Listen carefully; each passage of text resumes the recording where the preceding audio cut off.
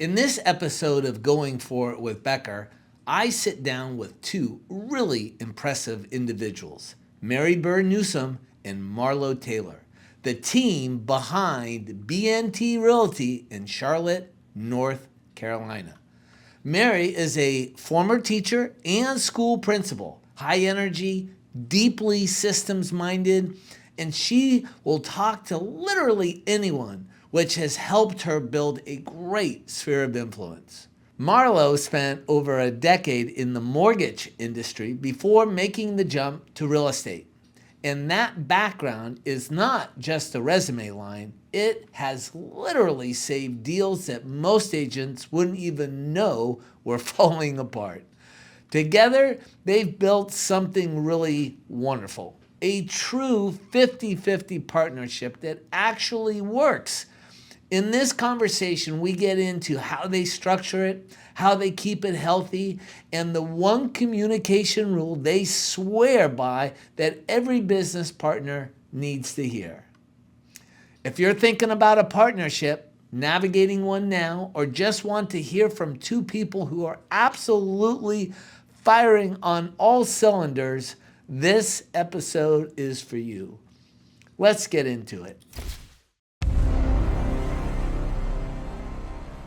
Welcome back to another episode of Going For It with Becker. I'm James Becker, and today I've got two wonderful ladies that are highly successful in real estate and in Charlotte, North Carolina, and they have a wonderful partnership going together, and I just can't wait to learn about all the things that they're doing and how their partnership works and all of those types of things. So why don't we start with Mary, and then we'll go to Marlo.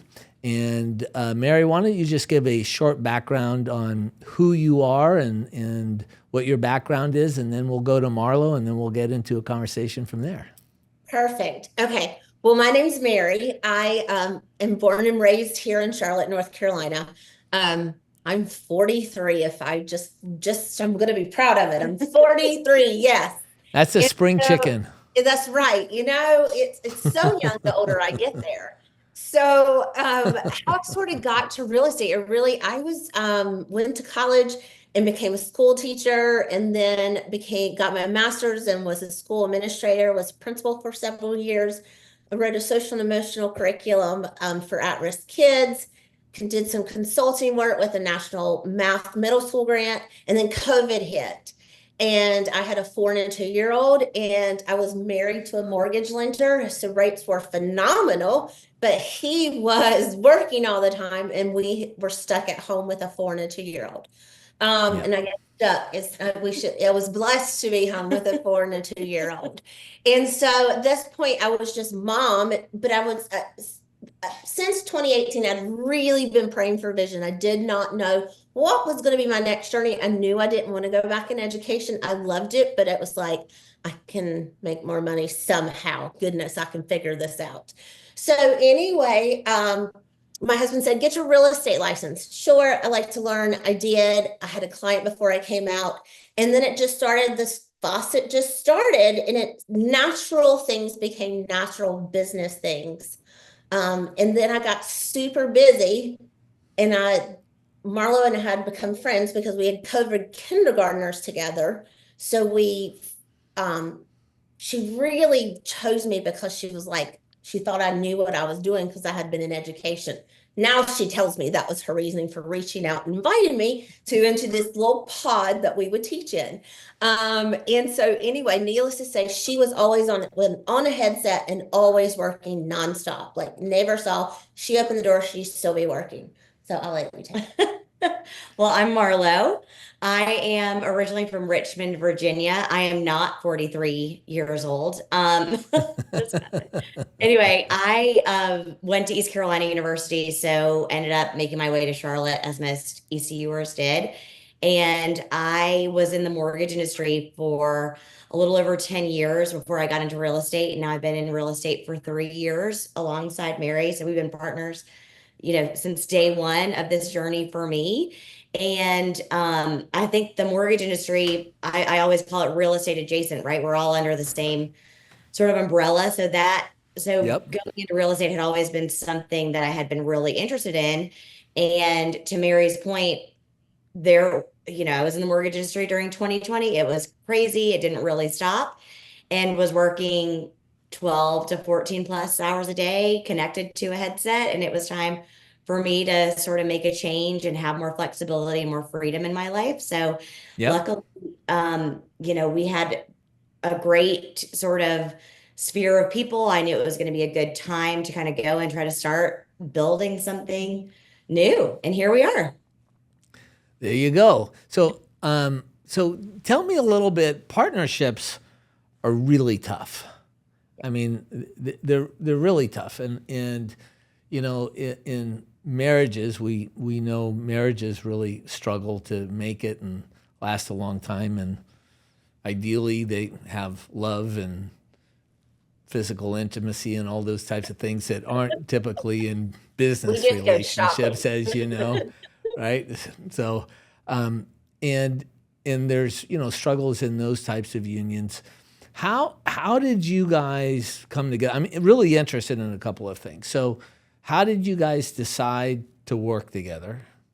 And did you have any discussions about saying, "Gosh, what happens if we don't agree on something," or something along those lines? Can you guys kind of share what the origins are, and if you had any of those conversations up front? Yeah. So really the origin, I mean, I guess maybe the unspoken origin was we had to join forces so that we wouldn't be competition maybe in the Okay. real estate world. So maybe that's part of the reason, right? But from day one, I guess I was a communications major in college. So Okay. communication is a really important part of my life. And I think an important part of all relationships, as you're saying, For whether that's sure. business or, interpersonal relationships, communication is key. So really, I think it just started with we were really good friends and we did not want anything to come between our friendship. So we really just said, if we can keep a clear line of communication through whatever, we'll be able to get through it. I don't think we ever really talked about what would happen if we really Well, disagree. and I don't think, because I think if you know our personalities, we're such a yin and a yang. Mhm. Like I am high energy and like I vacuum my home every day and make my bed every day. Marlo is so, OCD much? yes, yes. Marlo is calm. She is the woman version of my husband. Like is what Yeah. it is. Well, Like yeah. they're Yeah. just calming factor. So like we've never, and we talked about it, communication would be if you feel something, then say something. Like Right. we don't want us to create stories because we I didn't. like that line, by the way. If you feel something, say something, which is, Yeah. if you I see might something, say quote something. it, right? Yeah, that's really good. I like that a Mark lot. me down. That's my Yeah, that's your new, trademark. Yeah. that's your Yeah, new. we're gonna But it was, we're we were gonna just like, honesty. And copyright at that for you. first, right? So at first with commission, we were like, okay, well, if it comes from your sphere, we'll do this. And if it comes from this one, and then we have this big, Okay, and so what was that? Let's talk about the specifics. So how do you split if you're generating it, Mary, versus Marlo generating? How does and that we work? tried this whole like, you take this much and somebody takes this much.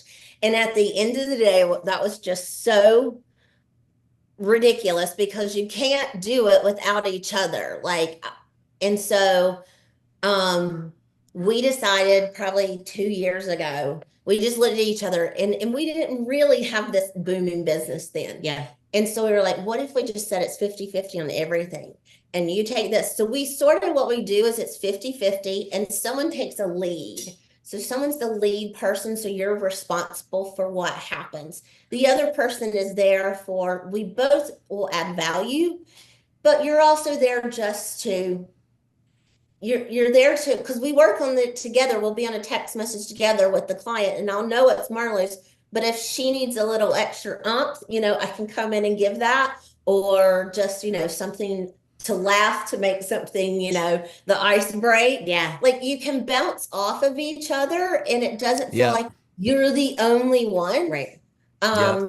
But we talked to Sarah, our fusion coach, about Yes. what our best options were. Because what was interesting was, luckily, Mary had sort of formed this phenomenal business when I joined her, and my minute one was along with fusion. So really, since I've started, Sarah has always been there. So we did a lot of that groundwork during our sort of groundbreaker rainmaker fusion partnership. So that helped us make some, I think, important business decisions from the get-go, because we did not have a separate business before we were part of fusion. So I think something that really helped us, and Sarah said, she was like, it doesn't usually work to go 50-50, because we were trying to figure out. It doesn't. It's a rarity for sure. We know that we are the exception, not the rule on that one. But again, if you feel something, say something. We know that this might not be our business model for the entirety of our business partnership, but it's what works best for us in the time that we are. Our head above It is, yeah. Well, we couldn't do it you couldn't do it without each other. There's no way we could keep the volume so our cap started over April 1st. We will both cap before May 1st.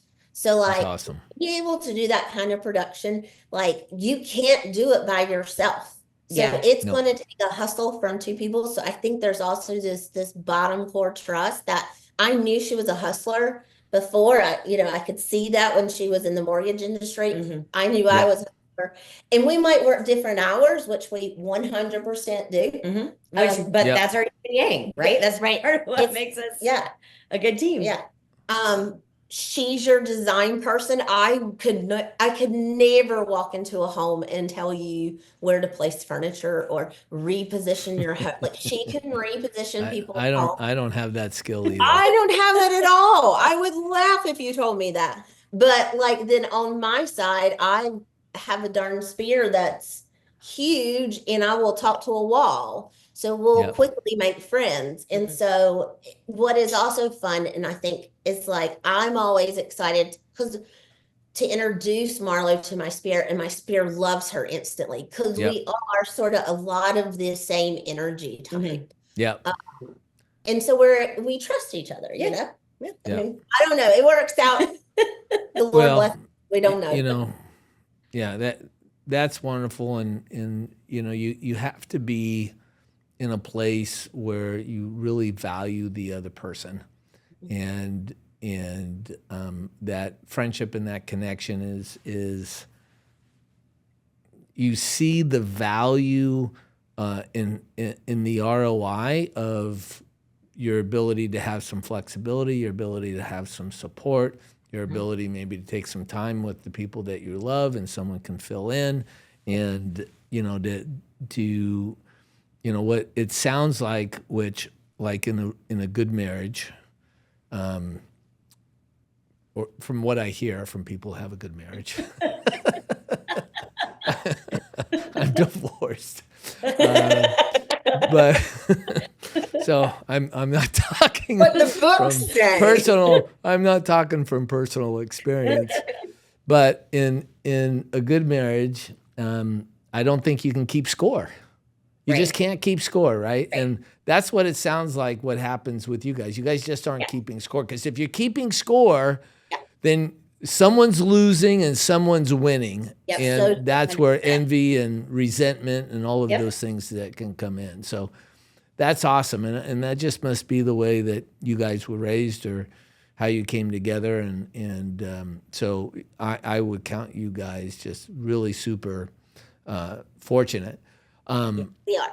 For Mary, one of the things that we have another gal that we're partners with out of Texas, Deborah Douglas, who was a principal of a middle school, and she's absolutely knocking it out of the park. She did 100 homes last year, and what I find is people that come from structured environments into like a corporate background or administrative background or something along those lines really do very, very well long term in comparison to other people, because as an educator, everything is routine oriented, right?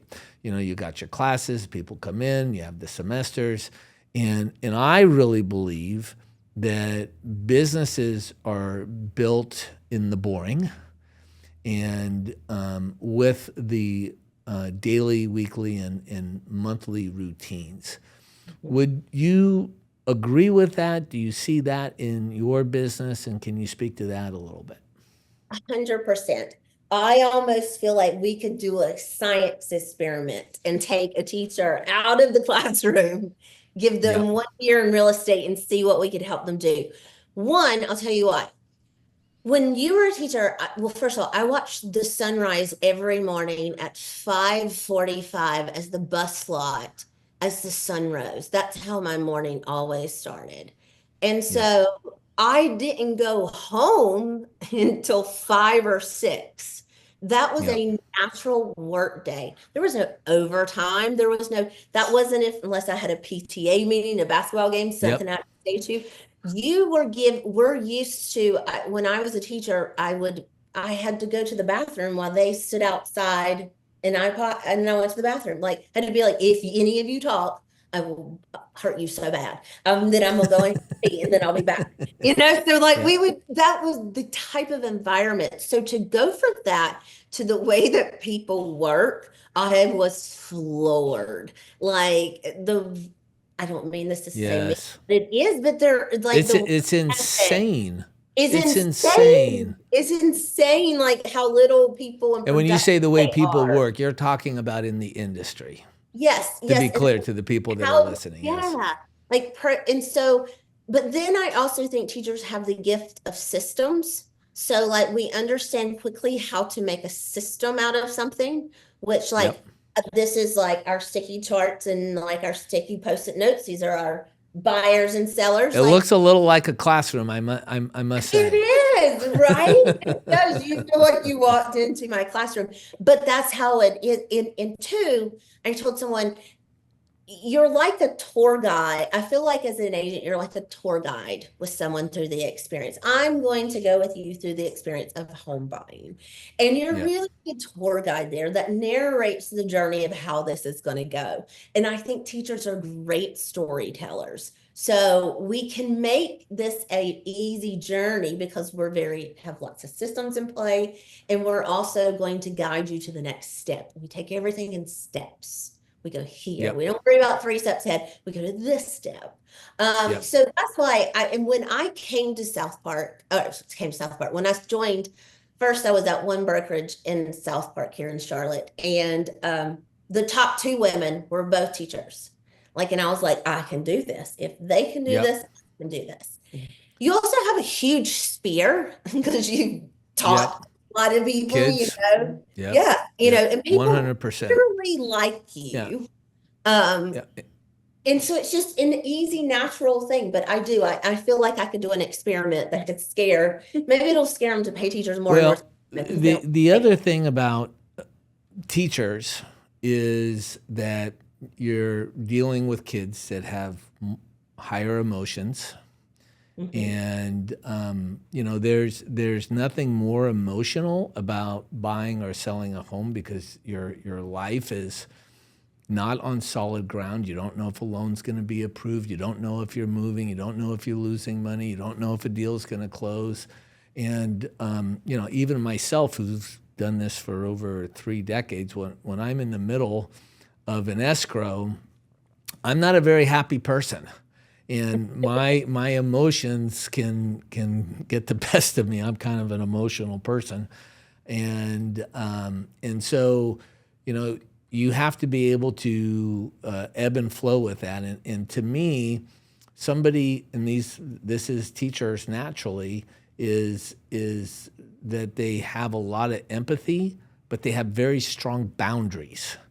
And so it's the combination of being able to be empathetic for someone feeling stressed out, but not allowing people to take them down. And that's not easy to do. And Yeah. then for Marlo, came from the mortgage business, what a wonderful background to Yeah. be able to understand the ins and outs of financing and budgeting and income to debt ratio and all of those types of things, which, let's be honest, 99%, maybe 97% have no clue even what a DTI is or anything else. Like they've No, not, she's married. Her husband. She's got a cheat sheet with me and her husband. But most Yeah. agents I meet, oh boy, I really don't. We don't know anything. It's kind of surprising how little people know about the mortgage world. I feel very thankful to be able to bring that, that strong suit to the table because truly it helps you. I mean, I could tell a lot of stories about how having that background has assisted in making transactions work. And I'm like, how are people navigating some of this? If you didn't know what I knew, and you didn't have a wonderful lender partner, your deal's gonna die. Yeah. You're not gonna be Yeah. able to. You have other options out there, And there's a problem. or there's a Like when or there's a there's a problem. problem. Yeah. No, that was it's definitely a unique, trait that I have that I think makes us pretty strong. Adds to our strength in It our does. team for sure. And I also, Yeah, I think it's really, critical. I'll tell you a story. There's one of the groups of people that I built the business plan around that I recommend here at Fusion. One of them came from Ken DeLeon, and Ken DeLeon was a producer out of Menlo Park, and in 2016-17, he did over $33 million in commissions. wow, There's public companies that don't do that much money. right. And so I started looking at, what he did and what he put together this business where he'd go into a listing and he'd say, okay, the back gate is falling off the hinges. Don't worry about it. My handyman will come over and take care of it. Oh, by the way, your carpet's dirty. Don't worry about it. I have a carpet cleaning truck. They're going to come wash your carpets. And so he did everything for them, right? He charged a little bit more, but he did everything. And so if you're an agent and you're competing against Ken DeLeon, the service was just stacked so high that the agent couldn't compete. And so when he started then building a team, he'd only hire Stanford and Cal grads, right? And then he required those people who were in Menlo Park or Palo Alto or Mountain View, they would have to go to every school board meeting. They'd have to go to every planning meeting. Yeah. So they had this knowledge of what was happening with the school districts and the changes that they were making, and they knew what principal was at what school, what their education was. I mean, it was an abundance of value. And so I don't know if you guys remember this when you first came in, but we were like, what are all these services that you can do so that you can stack the deck?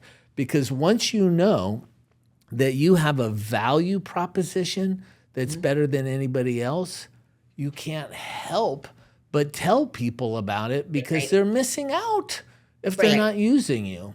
Right. And in my understanding is that you guys really bring that to the table. Do you want to talk about that at all? Just how you stack your services? Well, I would say,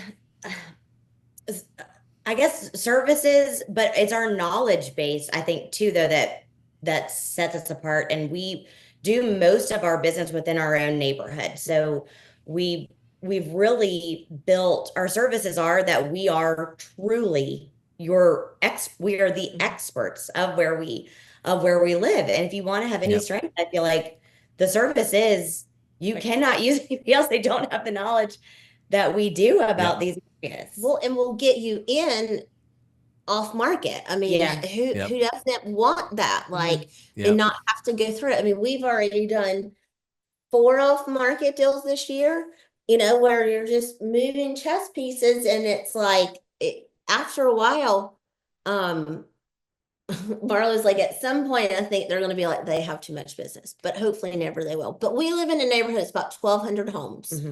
And so I went to a class on farming, and it was very powerful, and I walked away, and it was very teacher oriented too, because you were just going to make newsletter. It was like this path, this recipe that I could go do, and I was going to go do that. So I started a little newsletter, and I only could afford to print it. So I couldn't afford to mail it. I could just afford like maybe 300 or I 400 love this story already.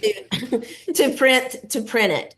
So then my husband had a Jeep. So I would drive around, and, of course, I never put it in your mailbox. I put it in the newspaper, or if you didn't have that, I bought these like little silk packets that you'd slap on because I got to make sure if it rains, because I made that mistake too. I'd put it by the flag. I have to make sure it was protected from the rain. So I put those out because I didn't have anything else to do. I didn't have any business. So this was an income generating activity that felt like I was doing something. I had a trivia question. No one ever played my trivia, but I would just pick someone to win. Had a yard of the month, and no one would. That's great. No one would nominate anyone for yard of the month. So I would always pick someone that was very visible for everyone coming in and out. Because you knew perception is reality. It was everything. Like this girl and someone told me, they said, if you'll just be consistent, your whole competition will fall out. They were like, they'll never be able to stay consistent. And so that was our big thing. So then we grew, and that's when we grown. And I was tired of the newsletters and exhausted, and I got the email from Fusion. And so I was bringing on Marlo, and that's when I was like, because I couldn't keep the hamster wheel running. I talked to my older sister about it, and she was like, you are running so many hamster wheels. You've got to figure out what can you autopilot and let it happen. And when we did, you got so much more from Fusion, but I feel like my mail does not look like any other agent's mail that I get. And I still get people who plop in this neighborhood and they're going to mail everyone here. Well, trust me, they won't be mailing. I'm going to mail you every month. You're going to get something from me. And it's going to be adding value to what you are, or introducing you to who we are. So you see that we're real people and we do real things.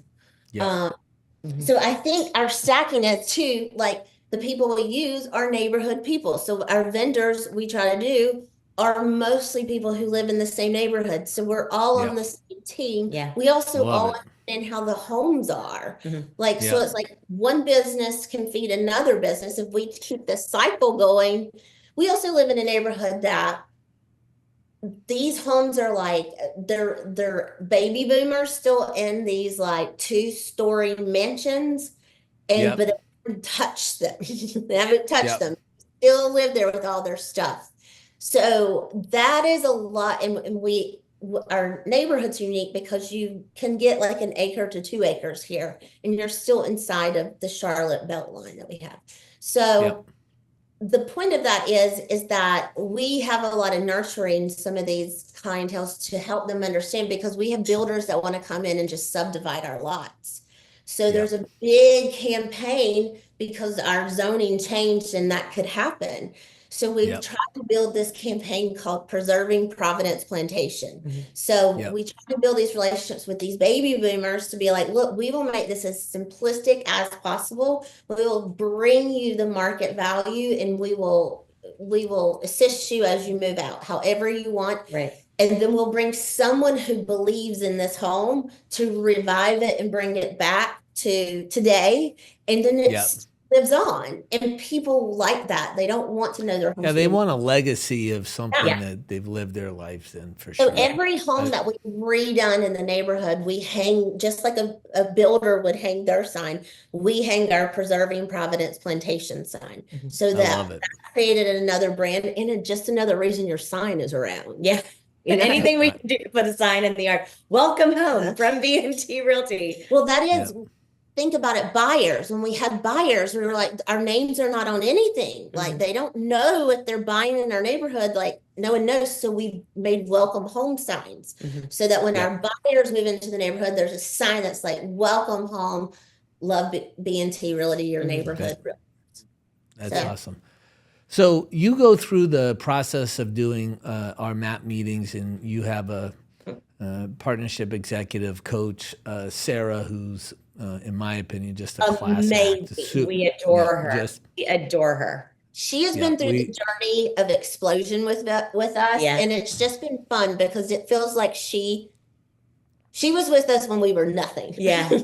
And when we were having to pay Fusion because we couldn't have one list, or we wouldn't have one transaction that closed, and we got, here we go again. Like she was with us then to where, the boom, like every time we talk to her, it's just so lovely because she's like, I'm so proud of you ladies. Like she's just been, it's like mom. she has a teacher energy to her, does she not? She was her husband.